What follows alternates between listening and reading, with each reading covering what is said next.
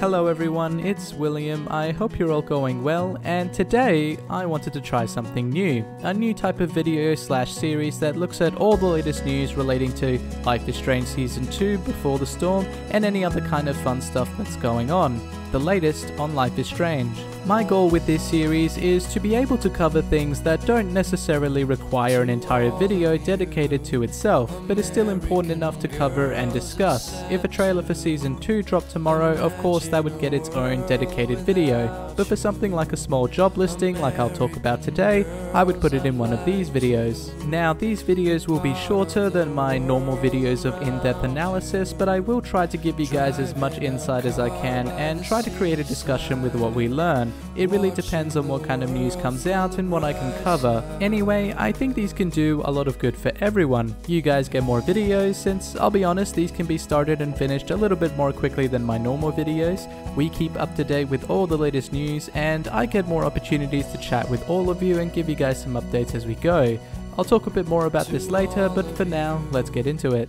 Item number 1, job listings for Season 2. To start off, I wanted to bring everyone up to speed with everything that's going on with Season 2. We know it's being developed by the same team within Donut Entertainment who worked on Season 1, including Michelle Koh, who was the artistic director and co-game director. Raoul I do apologize if I am messing up someone's name, but Raoul was also a co-game director on Season 1. And then we get to Luke, but oh my god. Luke also worked as the producer on Season 1. We saw all three of them in that special announcement video all those months ago.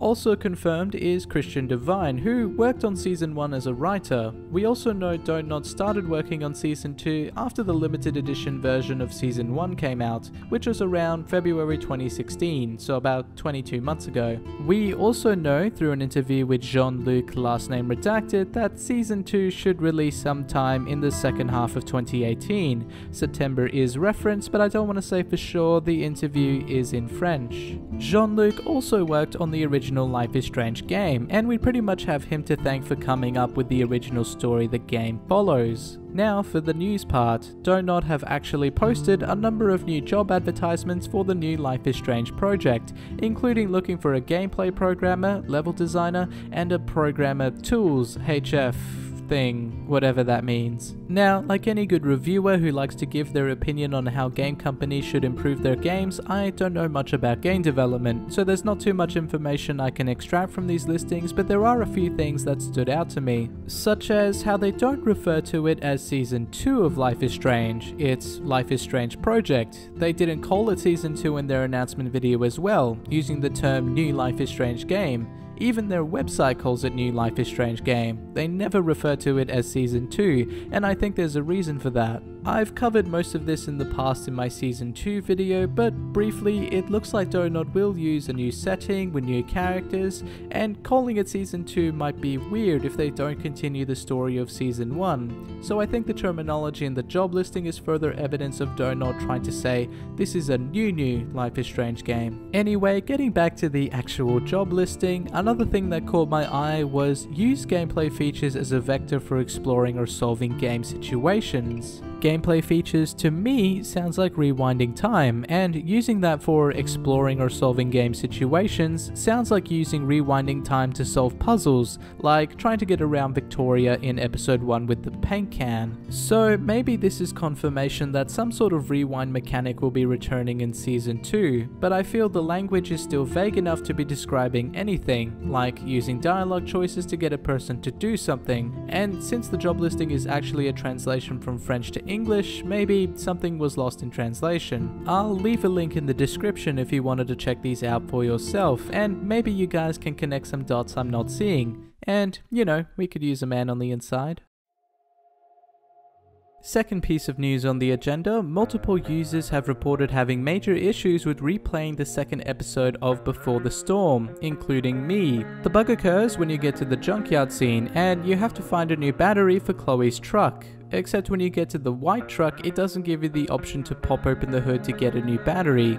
Going back to Chloe's truck, you can see that it's already been decorated with the same items I found in my first playthrough, which raised a few alarm bells. If choices you made in one playthrough leak into another and potentially corrupt your save, that's bad news, especially in a game like Life is Strange. There is an easy workaround if you are experiencing this. You just have to restart the episode in the same slot the issue was occurring in, and everything should be fine. It worked for me, but if you wanted to remain on the safe side, maybe it's best to hold off on a second playthrough until Deck 9 fix the issue. They are aware it's happening on multiple platforms and are working on a fix. While this bug obviously didn't appear during my first playthrough and didn't influence my first impressions, I think it will influence my analysis video. It does kind of reflect poorly on Deck 9 if they allow this sort of serious bug to slip through the cracks on an official release. Again, not a game developer, so there could be a multitude of reasons why this sort of thing slipped through, but the mere fact that it did should be held up to scrutiny.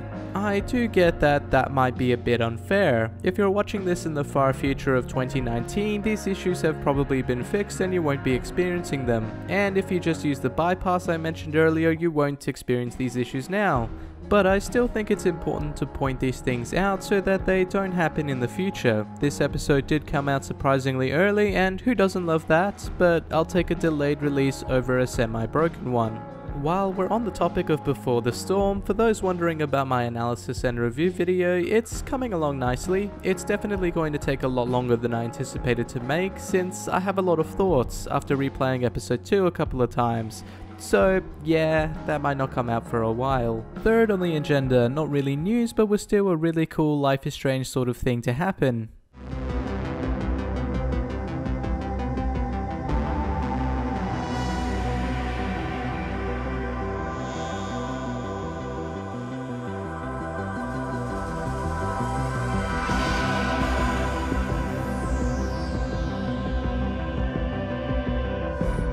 Stranger Things Season 2 has released. I've watched most of it and it's been pretty great, but more importantly there were some really cool references to Life is Strange, especially in the first episode. Now if you haven't watched Season 2 just yet and don't want these spoiled for you, just skip over to this part in the video. These were really cool to see for yourself, and if you don't watch Stranger Things, first off, why? That's cool too though. I'll give you the rundown starting now. The show opens up with a chase scene with a bunch of kids in a van. They go through a tunnel to evade the police, and in a very similar fashion that Max raises her hand to rewind time, this girl raises her hand to make some other supernatural shit happen.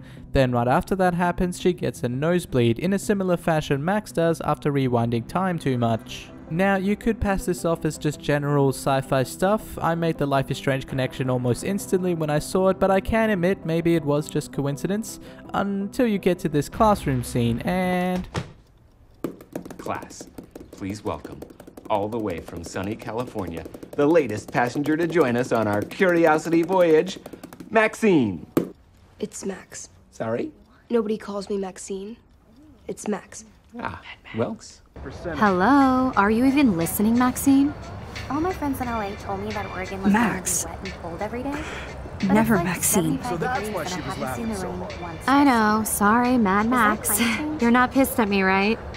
There is no doubt in my mind that that scene was definitely a reference to Max Caulfield. The full name of this character is even Maxine Mayfield, and I think that because this was such an obvious reference, it definitely gives a lot more credibility to the previous one, and maybe even to other things that have a loose connection as well. Like Will Byers having this vision of a huge impending storm, just like how Max was having visions of this huge impending storm. Or how in episode 4, Eleven uses the picture of her mother and her sci-fi powers to transport to her mother, just like how Max would use the picture of Chloe and her sci-fi powers to travel back in time to Chloe. Sure, it's not using the exact same science fiction science, but I couldn't stop thinking about Life is Strange when I encountered these scenes. Anyway, maybe I'm looking too much into it, and I still haven't finished the rest of Stranger Things Season 2, but it was still really cool to see. Anyway, that's the latest in Life is Strange. What did you guys think of these stories? Are there any cool details you found in the job listings? Are any of you experiencing the truck glitch and can't progress any further? Is it fair to even criticize an issue that you probably won't be experiencing in the future? And how about those references in Stranger Things? Were there any others I missed? I'd love to hear your thoughts in the comments. Last but not least, what did you guys think of this video? Would you like to see more of me covering multiple topics in one go, specifically just the small stuff? If not, I'm happy to call this the last latest in Life is Strange video, but if you did like it, then you'll see more from me in the future. It's all up to you guys. That's all for now. As always, thank you so much for watching, and I hope you have a great day.